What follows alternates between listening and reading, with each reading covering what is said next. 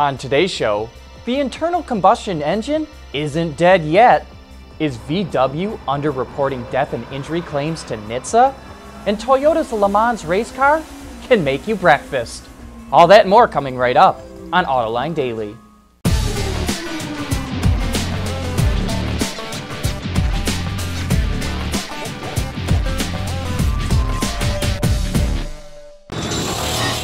This is Autoline Daily for October 9th of 2015. Earlier this year, the National Highway Traffic Safety Administration fined Honda $70 million for underreporting death and injury claims.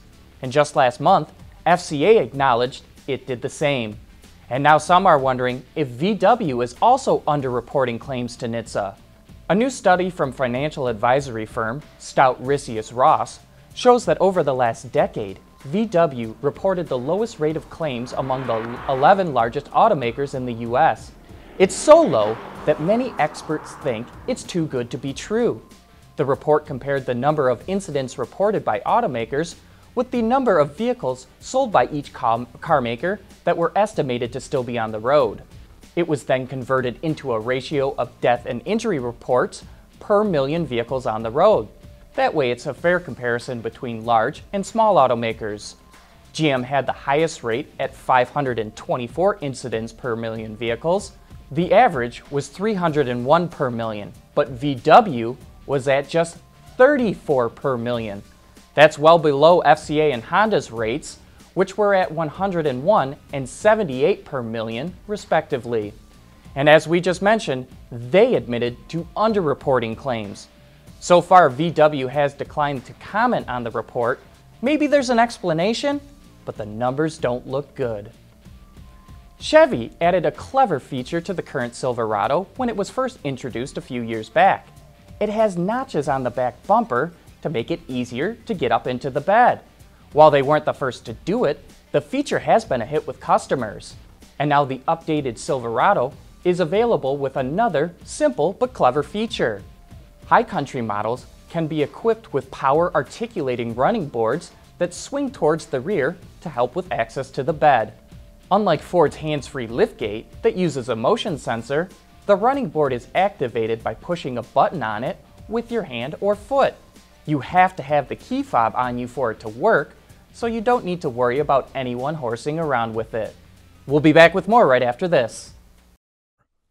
Autoline Daily is brought to you by Bridgestone Tires, your journey, our passion. Dow Automotive Systems, breakthrough technologies for lightweight vehicles. And by Pure Michigan, leading the automotive world in intelligent connected vehicles. We run on brain power. By now, I'm sure most of us have heard of Audi's electrified e-tron models. But now the automaker is looking to come out with the G-tron model. The G stands for gas, because this bi-fuel vehicle can run on both natural gas and Audi e-gas, which is a synthetic natural gas, as well as regular gasoline. The turbocharged 2-liter 4-cylinder engine has specially modified pistons and valves, and there's also a controller that reduces high gas pressure coming from the tank down to a workable pressure for the engine. The A4 Avant, which gets this setup, has a range of 500 kilometers, or about 310 miles on natural gas, and an additional 450 kilometers, or about 280 miles on gasoline. Funny how if you add that up, it's nearly identical to the range of a TDI model. We'll have to wait for pricing announcements until its scheduled launch in late 2016, but most CNG conversions for light trucks cost around $5,000 to $7,500, so we wouldn't be surprised to see the same for Audi. Some of the best things in life are completely unexpected, and based on a video Toyota released the other day, a group of people just got the breakfast of a lifetime.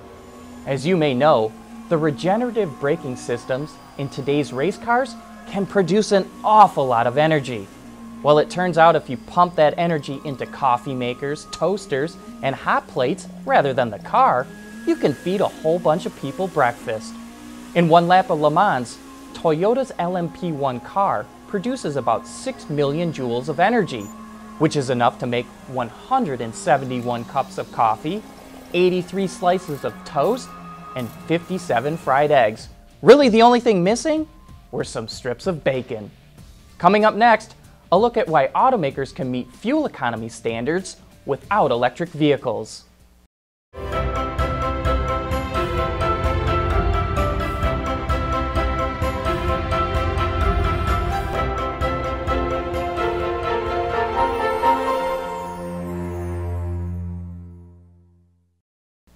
In order to meet fuel economy standards, many automakers are turning to hybrid and electric vehicles.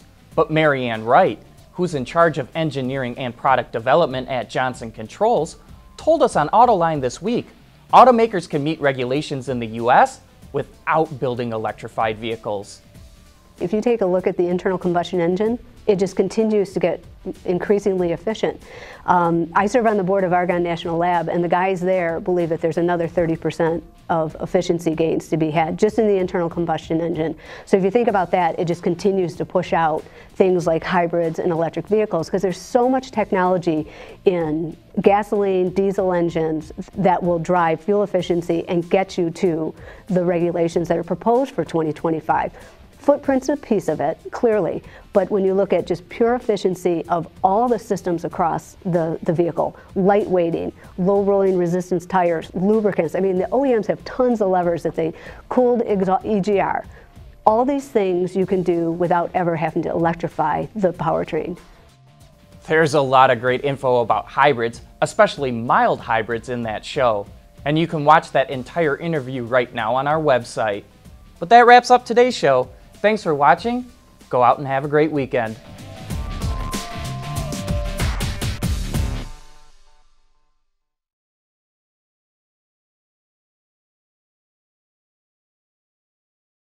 Ward's is the industry leader for news, data, and analysis. That's why companies across the globe subscribe to our premium service, maybe even your own. Log in for subscriber access now. Check your company's intranet for details and rely on wardsauto.com to keep you informed.